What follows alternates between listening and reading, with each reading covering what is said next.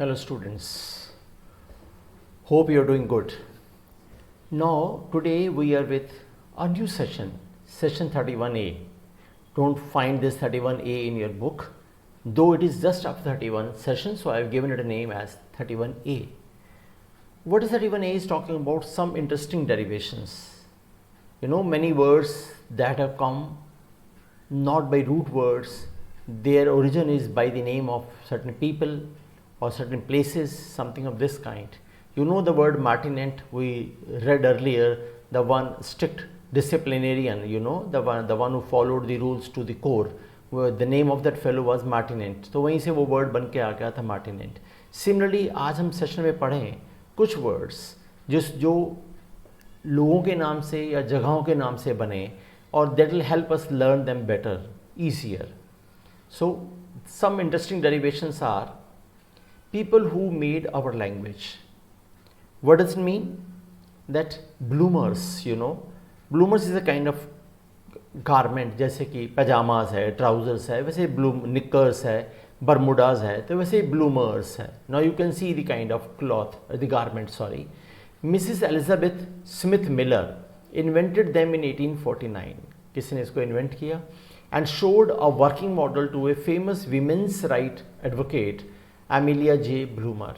Okay, Amelia was fascinated by the idea of garments that were both modest, देखने में काफ़ी थोड़ा sober लगते थे, were both modest. They then reached right down to the ankles. उस ज़माने में वो ankles तक के height के होते थे. जब वो introduce हुए पहली बारी तो वो ankle height तक के थे. अगर आप यहाँ देखें पिक्चर में जो यहाँ बनी हुई है ये, तब ये ब्लूमर्स इस टाइप के हुआ करते थे. And convenient and promptly sponsored them. Later on वो बात अलग है कि वो इस टाइप के भी होने लगे अल्टीमेटली, बट ब्लूमर्स मीन्स जो ट्राउजर लेंथ के नहीं है, नी लेंथ के हैं या थोड़ा सा ऊपर टाइप के हो गए, ब्लूमर्स हो गए. जैसे पजामाज हो गया तो ब्लूमर्स हो गए. Okay, it has come from the name of the lady, the one who sponsored this particular garment in the market. That is what the case is. तो जिसने इस पर इन्वेस्ट किया, ओके, तो यहाँ पर आकर उसके नाम से ही इस गारमेंट का नाम पड़ गया ब्लूमर्स है.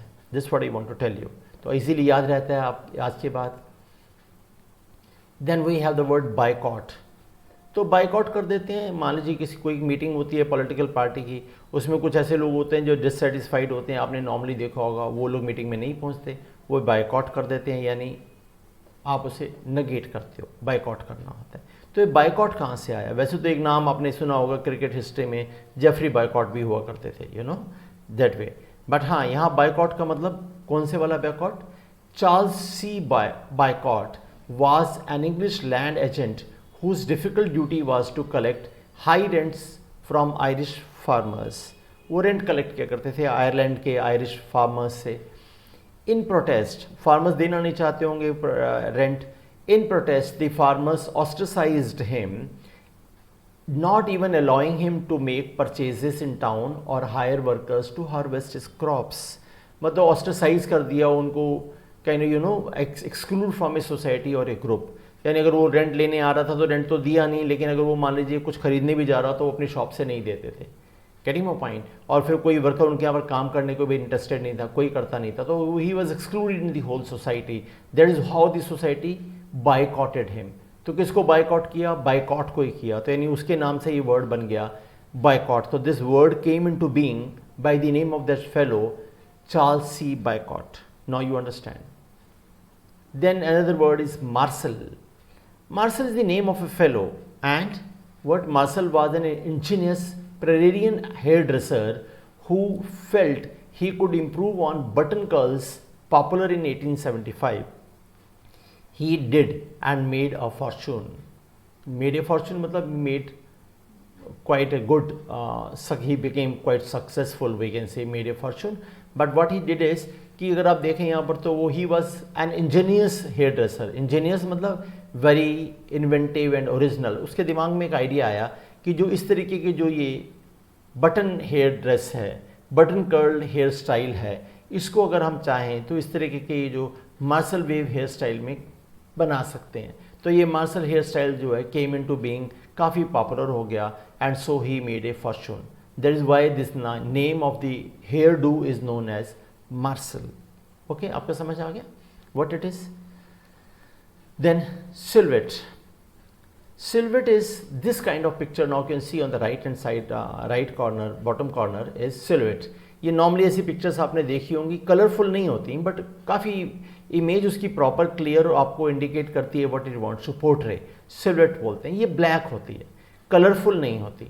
What the idea from this silhouette is, ऊपर जाके देखते हैं. Finance minister of France just before the revolution, जो उनकी फ्रेंच रेवोल्यूशन हुई, Etienne de Silhouette, the name of the fellow, advocated the simple life so that excess money could go into the treasury instead of into luxurious living. तो उन्होंने लोगों को तब promote किया, तब लोगों को एडवोकेट किया, लोगों को अपील करी कि यार तुम सिंपल लाइफ जियो, तारा लग्जरी वाली लाइफ मत जियो, तो जो तुम्हारा पैसा बचेगा वो ट्रेजरी में आ सकता है, नेशन ग्रोथ के अंदर आ सकता है.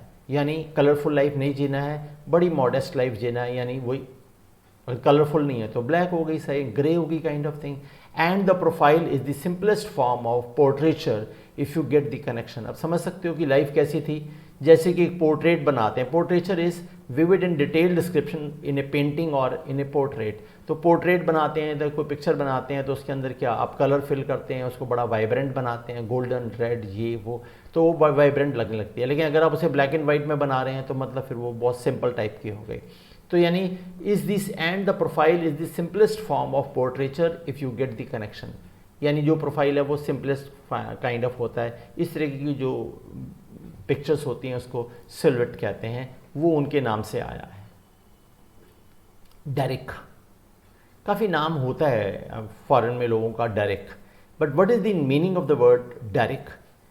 Derek is a 17th century English hangman. Hangman जो फांसी पर चढ़ाता है, जिसे हम हिंदी में जल्लाद बोलते हैं. Hangman, Derrick by name.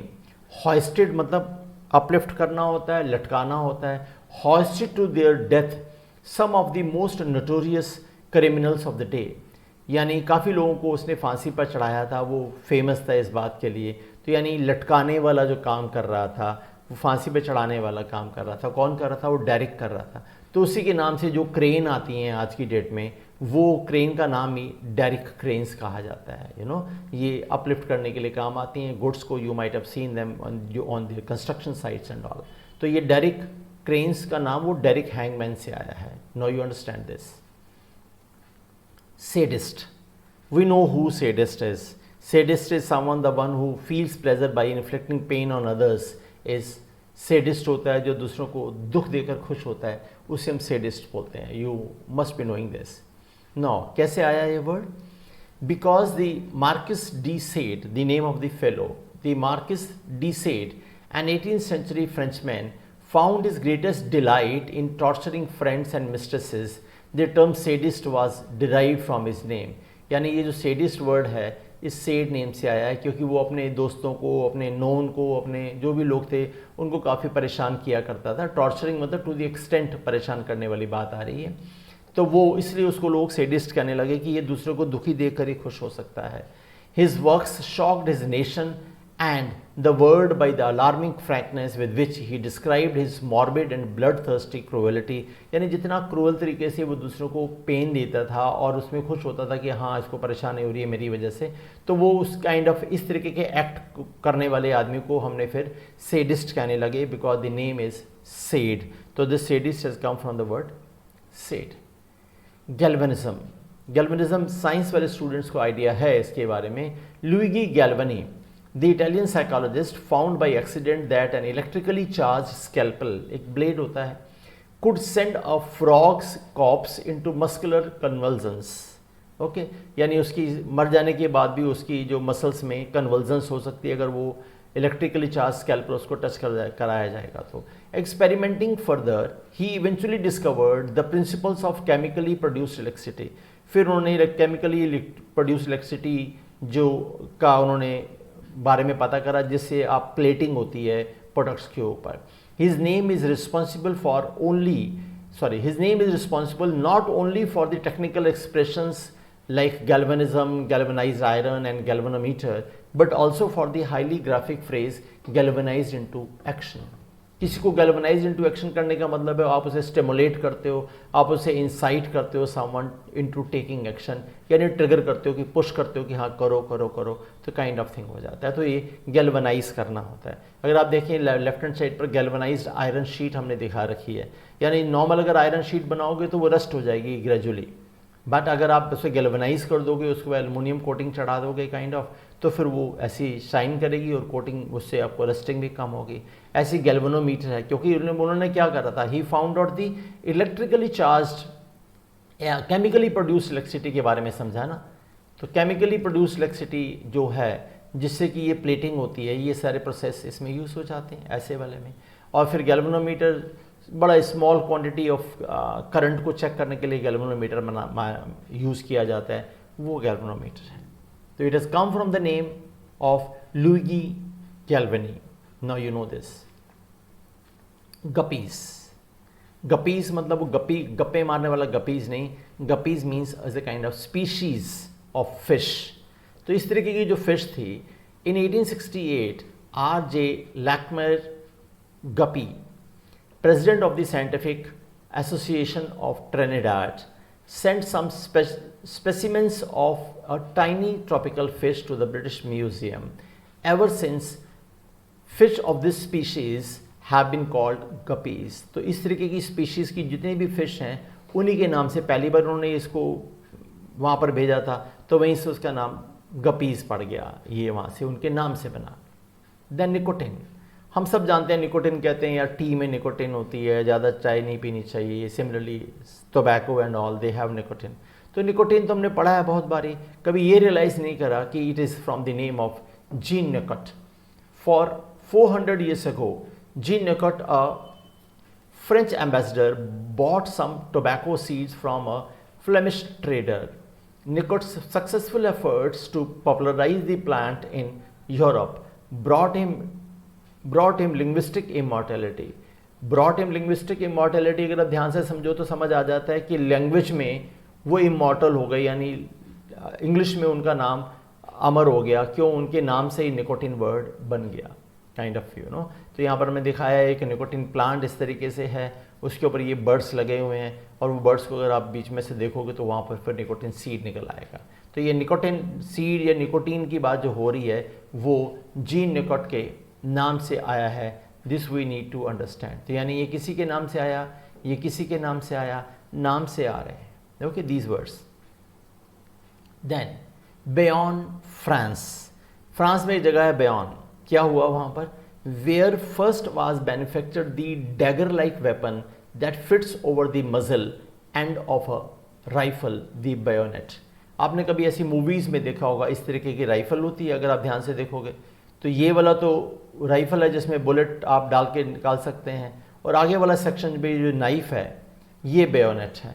तो बेयोनेट जो वर्ड आया है ये कहाँ से आया है? ऐसी राइफल जो बनी थी कहाँ पर? बेयॉन में, एक जगह के नाम से वो उन्होंने बनाई है। तो यानी बेयोनेट वर्ड आ गया from the name of the place in France, तो वहाँ बेयोनेट वर्ड बना। कैंटालूप, कैंटालूपो इटली में कोई जगह है, तो वहाँ से वो कह रहा है the first place in Europe to grow those luscious melons we now call cantaloupe. Luscious is something sweet taste के, इस तरीके के आप देखें तो ये मस्क मेलन जैसा ही लग रहा है देखने में, तो ये कैंटालूप कहलाता है। ठीक है, ये वहाँ उस पर्टिकुलर लोकेशन पर हुआ इटली में, तो वहाँ पर फिर उसी के नाम से कैंटालूप बन गया। ओके, नाउ कैलीकट, आप जानते हैं इंडिया में एक जगह है Calicut, India. What happened there? The city from which a kind of cotton cloth now known as calico was first imported. ठीक है, तो ये जो क्लॉथ है अगर आप देखें ये कॉटन का ही बना हुआ है, बड़ा ऐसे वोवन है। तो ये कॉटन क्लॉथ जो है first it was the city from which a kind of cotton cloth now known as calico was first imported. तो वहाँ से इम्पोर्ट हुआ था कॉटन क्लॉथ, कैलिको क्या नाम है, कैलिकट से, तो उसी का नाम फिर उन्होंने कैलिको बना दिया। अगेन फ्रॉम दी लोकेशन के नेम से बना है कैलिको। फिर कैंटालूप, बेयॉन, यानी ये तीनों जो अगर आप देखें तो तीनों जो है किसी लैंड नेम से ही वर्ड बने हैं। अब कोई कहे जी इसका रूट वर्ड बताओ, तो पॉसिबल नहीं है। तो इसका मतलब फिर ये क्या है कि समझ लो उसे समझना कहो, उसे रटना कहो, उसे याद करना कहो। यानी जब भी अगली बारी बेयोनेट सोचोगे तो बेयोन याद आ जाएगा, कैलिको की बात करोगे तो कैलिकट याद आएगा, कैंटलूप की बात करोगे तो वो लोकेशन याद आ जाएगी। तो ये थोड़ा याद करना आसान रहेगा। Tuxedo park in New York. Tuxedo Park is the location in New York. So what happened there?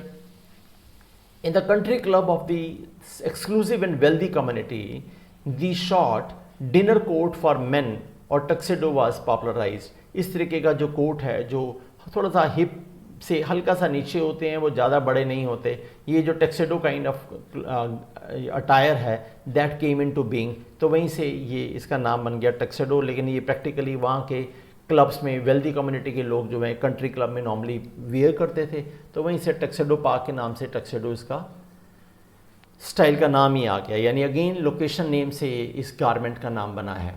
Egypt, it was once suppose that the colourful fortune telling travellers और gypsies hailed from this ancient land. अब ये माना जाता है ये gypsies जो हैं जिप्ट से आए हैं, इजिप्ट से आए हैं काइंड ऑफ थिंग।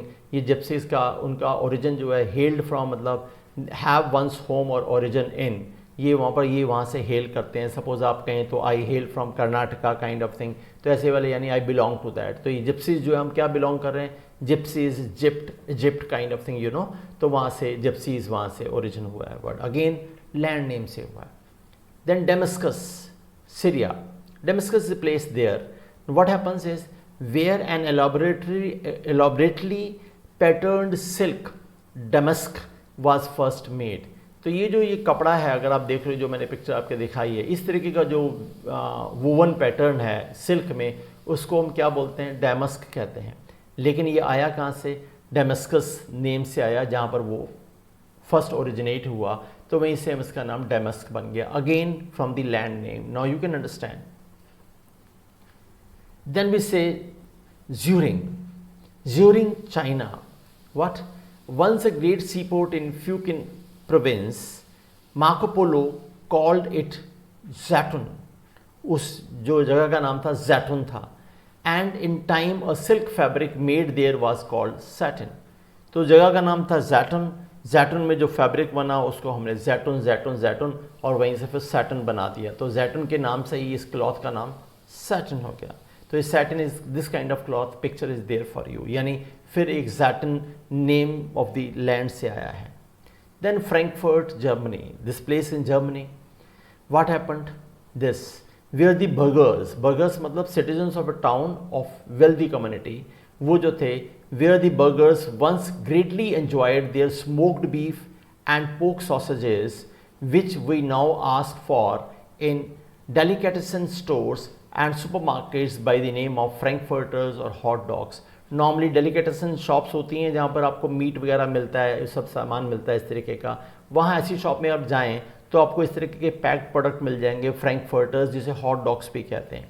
ठीक है, तो फ्रैंकफर्टर्स फ्रैंकफर्ट से आया क्योंकि वहीं पर वो ईजाद हुए थे, वहीं पर वो बनना शुरू हुए, तो वहीं से वो फ्रैंकफर्टर हो गया। और समझ के, तो where the burgers once greatly enjoyed their smoked beef and pork sausages which we now ask for in delicatessen stores and supermarkets by the name of frankfurters और hot dogs।